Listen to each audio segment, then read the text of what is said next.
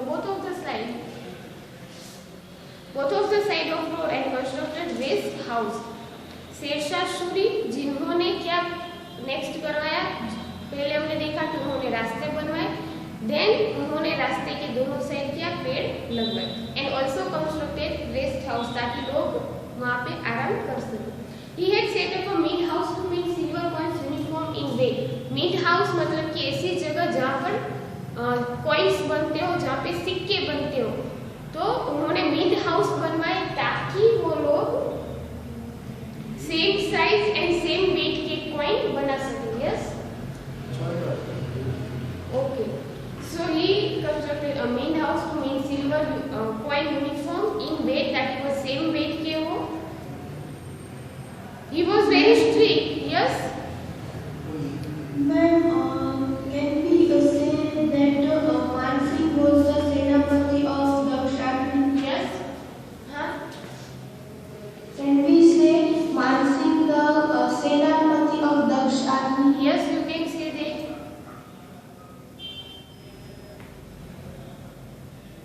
Okay. He was very strict about the discipline of the army and had therefore strictly ordered the army not to harass the villagers or destroy crops while marching. Marching means कि पहले के time पे जो सैनिक थे वो क्या करते थे, अपने हॉर्सेस पे बैठ के पूरा जो किंगडम में वहाँ पे मार्च करते, मतलब कि हर जगह पे घूमते हैं और देखते हैं कि क्या चल रहा है उनके किंगडम में. इट मीन्स कि जब वो लोग मार्चिंग कर रहे हो तब उनको किसी भी विलेजर्स को हैरेस मतलब कि बिना कोई रीजन के परेशान नहीं करना है, एंड प्लस उनके जो क्रॉप्स है उनको डिस्ट्रॉय नहीं करना है. ड्यूरिंग हिज रेन कोतवाल वे, कोतवाल हमने स्टार्टिंग में देखा था कि कोतवाल मतलब कौन है. कोतवाल वे रिस्पॉन्सिबल फॉर अरेस्टिंग क्रिमिनल. अगर किसी ने कुछ किया है या फिर कोई क्रिमिनल है तो उनको क्या करना है, अरेस्ट करना है. Sher Shah was himself very active and motivated others too by keeping by them busy at work. Sher Shah अपने आप से मतलब इतना एक्टिव था कि वो लोगों को मोटिवेट कर सकता था, एंड प्लस कि हर एक पर्सन को अपने आप को बिजी रखना चाहिए. इट मीन्स कि उसका दिमाग काम क्या करना है उसमें लगना चाहिए, ना कि बुरी जगहों पे. अभी शेरशाह सूरी के पहले हम response,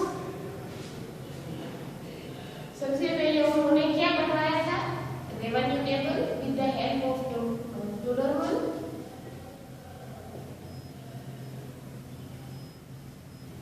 Then he construct board, उन्होंने बोर्ड बनवाए. He remove toll booth, उन्होंने toll booth remove करवाए. Then he strictly order,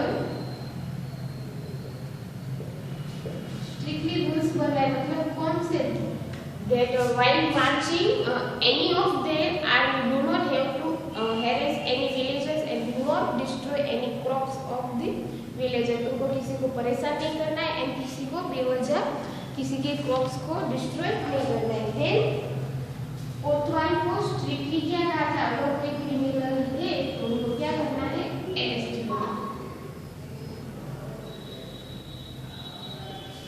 सो इतने रिफॉर्म्स थे जो शेरशाह सूरी ने किए थे, एंड इसी वजह से वो एक वॉरियर से ज्यादा रिफॉर्मर के नाम से जाना गया.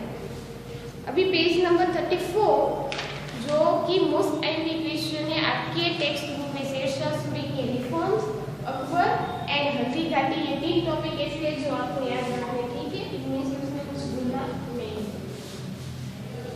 चलो, किसी को कुछ डाउट है?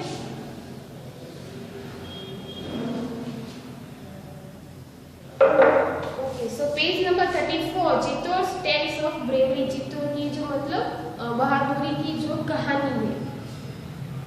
किसी को पता है कि चित्तौड़ के रूलर कौन थे? Who was the ruler of Chittor?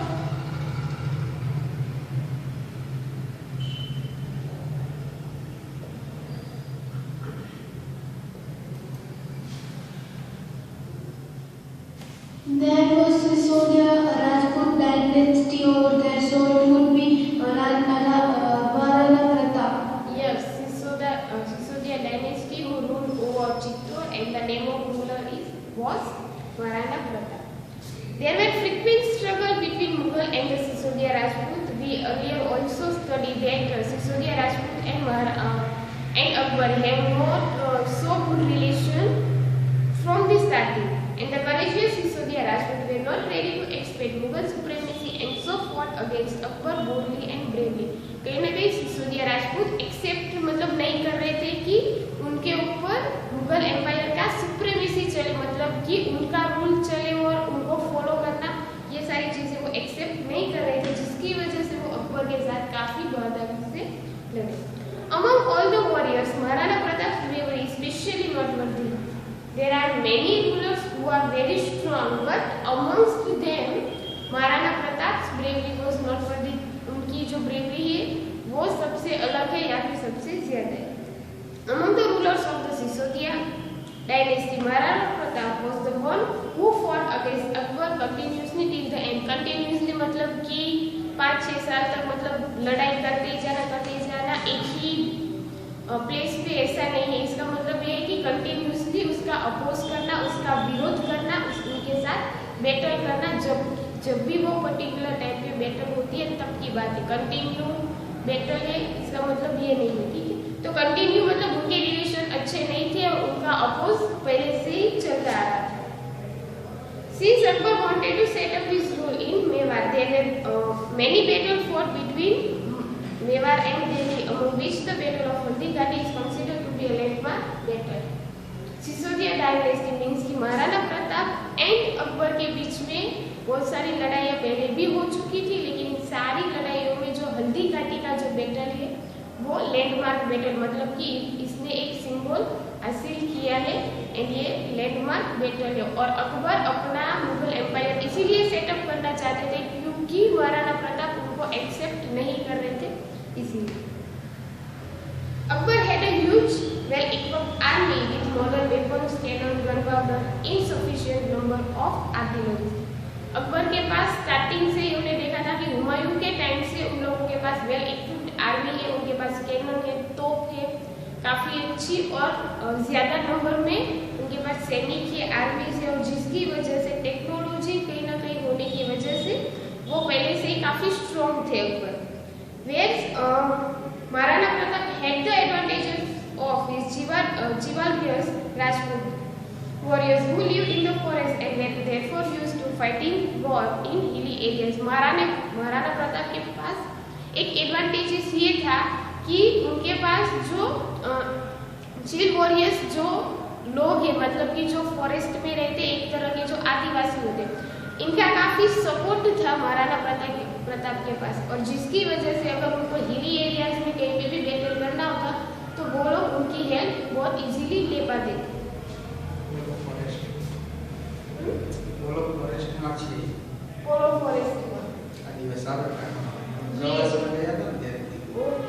Okay, ये जो आदिवासी है वो पोलो फॉरेस्ट में पाए जाते हैं.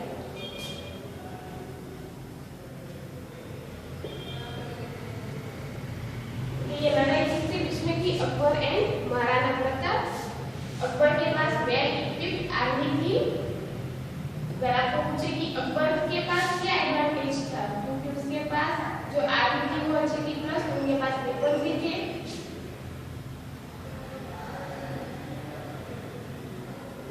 महाराणा प्रताप के पास एक ही एडवांटेज था कि जो फॉरेस्ट के जो आदिवासी है उनका उनको क्या था, एडवांटेज था.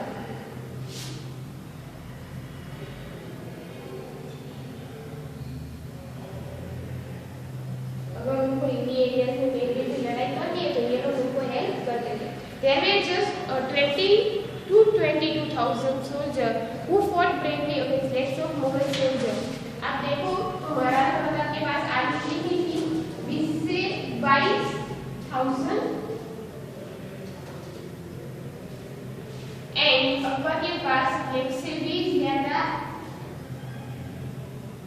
आर्मी थी. तो आप सोचो कि दोनों की आर्मी के बीच में कितना ज्यादा गैप है, लेकिन फिर भी वो उन लोगों के साथ काफी बहादुरी से लड़े. In the battle of Haldighati, Maharana Pratap and his horse Chetak attained martyrdom and that can never be forgotten. यहाँ पर ऐसा लिखा है कि Maharana Pratap and his horse, लेकिन लाइन में थोड़ा मिस्टेक है. महाराणा प्रताप और हॉर्स दोनों की मौत नहीं हुई थी, यहाँ पर सिर्फ उनके हॉर्स चेतक की ही डेथ हुई थी. तो वो एंड लिखा है ना, वो निकाल दो एंड वहाँ पे कर दो महाराणा गाड़ी Maharana प्रताप्'s horse Chetak attained martyrdom and that can never be forgotten। जहाँ पर उनका जो हॉर्स था चेतक, उनकी क्या हुई थी, डेथ हुई थी, मार्टीडम मतलब कि वो शहीद हुआ था। चेतक वो स्पेशली ट्रेन फॉर बैटल, और उसको स्पेशली बैटल के लिए क्या किया गया था, ट्रेन किया था। In the battle field Chetak would move according to Maharana Pratap's command, and battle field में महाराणा प्रताप के जो भी मूवमेंट्स होते थे, उनके जो भी कमांड्स होते थे, वो वैसे ही एक्शन करता था। When the battle of Haldighati was at its peak, मतलब जब उसका एंड होने वाला था, Chetak acted according to Rana प्रताप्स instruction and jumped high to reach up to the Mughal सेनापति who was seated on his elephant।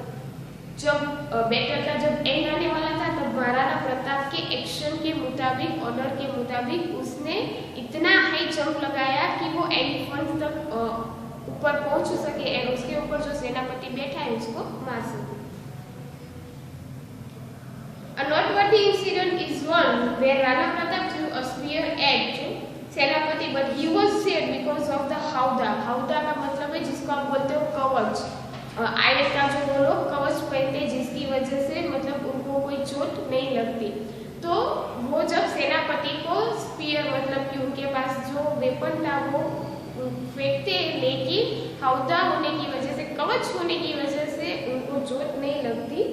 And there were many such incident in the battle of Haldighati which were not, बहुत सारे ऐसे landmark already battle हो चुकी है, बहुत सारे ऐसे इंसिडेंट थे जो कि काफी स्पेशल थे, नोटवर्दी थे। It is believed that when Maharana Pratap was injured, one of his leader canopy मतलब कि पूरे जो कपड़े होते, बैटल फील्ड के जो कपड़े होते, मतलब कि सिर के ऊपर का मुकुट, हौदा प्लस उनके जो वेपन्स है, वो सारे जो कैनोपी थी वो उनके एक लीडर ने ले ली। Why? To disrupt the Mughal rulers, ताकि वो मुगल रूलर्स को डिस्ट्रैक्ट कर सके।